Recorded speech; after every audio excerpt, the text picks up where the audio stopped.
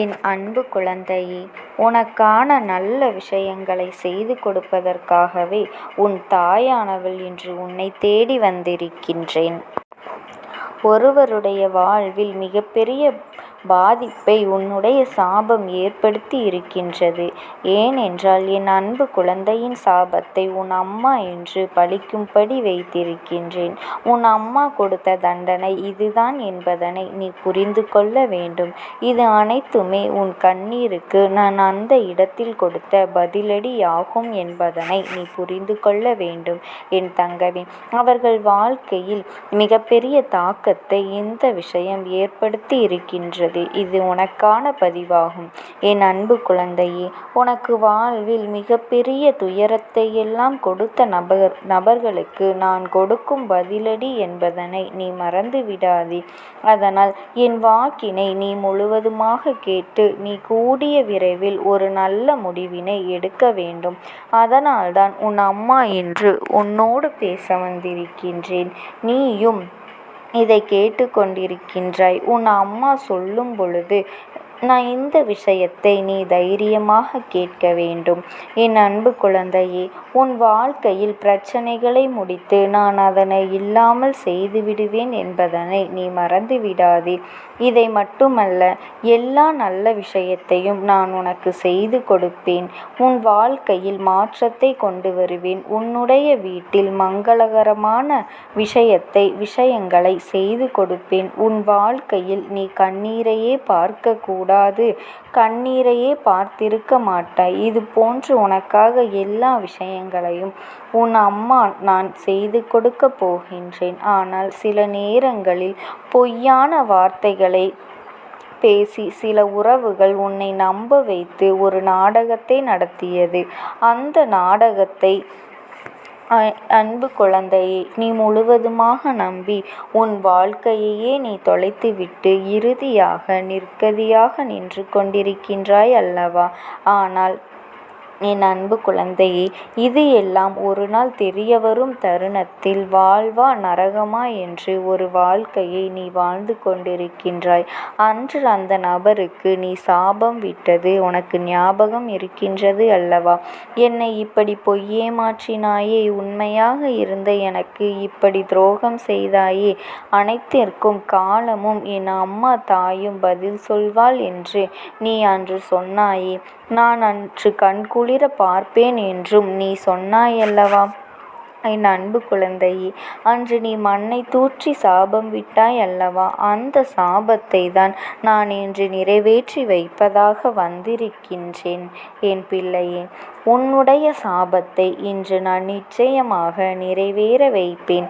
அதற்காக உன் அம்மா நான் ஓடோடி வந்திருக்கின்றேன். அது என்ன தெரியுமா? அவர்கள் வாழ்க்கையை மிகப்பெரிய ஆபத்தை உண்டாக்கி இருக்கின்றேன். ஏனென்றால் அதற்கு காரணம் அவர்களுடைய கர்ம வினையும் சேர்ந்து கொண்டது. அத்தனை பொய்களையும் உனக்குள் அவர்கள் சொல்லி துரோகங்களை செய்து செய்யாத தவறை நீதான் செய்தாய் என்று எப்படி உன்னை விரட்டி அடிக்க வேண்டும் என்றும் தேவையில்லாத வீண் பழியை உன்மீது சுமத்தி அவர்கள் வாழ்க்கையில் சந்தோஷமாக வாழ்ந்துவிடலாம் என்றும் சந்தோஷத்தை கெடுத்தார்கள் அல்லவா? அவர்களினுடைய சுயநலத்திற்காக உன்னை பயன்படுத்தி கொண்டார்கள் அல்லவா? அதற்கெல்லாம் பதிலடி கொடுக்க வேண்டாமா? உன்னுடைய மனம் எவ்வளவு வருந்தியது, எவ்வளவு வேதனைப்பட்டது. நீ சிந்திய கண்ணீரெல்லாம் அவர்களுக்கு தக்க தண்டனையோடு கொடுக்க போகின்றது. உன்னுடைய இதயம் அன்பானது, உண்மையை மட்டுமே பேசக்கூடிய மனம் என்பதனால் இன்று இவ்வளவு கஷ்டங்களையும் கவலைகளையும் வாழ்க்கையில் நீ சுமந்து கொண்டு வருகின்றாய். ஆனால் அவர்கள் வாழ்க்கையில் சுயநலத்திற்காக உன்னோடு பழகி சுயநலத்திற்காக அனைத்து விஷயத்தையும் உன்னிடமிருந்து எடுத்துக்கொண்டு சந்தோஷமாக வாழ்ந்துவிடலாம் என்று நினைத்தால் கண்டிப்பாக நடக்குமா? மனிதர்களின் வாழ்வில் நல்லவர்களின் துணை எப்பொழுது வேண்டும் என்பதனை நீ மறந்துவிடாதே. ஆனால் என் பிள்ளையே, யாராவது ஏமாற்ற நினைத்தாலும் எவராவது துரோகம் செய்ய நினைத்தாலும் கண்டிப்பாக கர்ம வினை ஒரு பக்கம் தண்டிக்காமல் விட்டாலும் உன் அம்மா ஒரு பக்கம் இருந்து அவர்களை கண்டிப்பாக தண்டித்தே தீருவேன். அவர்கள் வாழ்க்கையில் தண்டனையை நான் கொடுப்பேன் என்பதனை நீ மறந்துவிடாதே. என் அன்பு குழந்தையே, உன் கண்முன்னாலேயே நடக்கப் போகின்றது. இன்னும் 2 நாளில் அந்த செய்தியானது உன் செவிகளுக்கு வந்து சேரப்போகின்றது. ஏனென்றால் உன் உறவை நீ உண்மையாக நேசித்தாய் அல்லவா? ஏமாற்றிய உறவிற்கு மிகப்பெரிய தண்டனையை உன் அம்மா நான் கொடுக்கப் போகின்றேன். அது என்ன தெரியுமா? அதனை கேட்டால் நீயே அதிர்ந்து விடுவாய். ஆனால் இன்னும் 2 நாட்களில் அந்த செய்தி உன் செவிகளுக்கு வந்து எட்டப் போகின்றது. இருந்தாலும் இப்பொழுது ஒரு சிறிய விஷயத்தை மட்டும் உன்னிடத்தில் சொல்கின்றேன். ஒரு விபத்தை சந்திக்கப் போகின்றார். அவரவர் கர்ம வினை காரணமாக இந்த விபத்தானது ஏற்பட போகின்றது. வாழ்க்கையில் நரகம் என்றால் என்ன என்று இப்பொழுது அவர்களுக்கு புரிய போகின்றது. அவர்கள் எப்படி என் அன்பு குழந்தையே உன்னை வெறுப்பினை தூண்டும் விதமாக பேசினார்களோ அதற்கெல்லாம் அவர்கள் அனுபவிக்க வேண்டும் அல்லவா?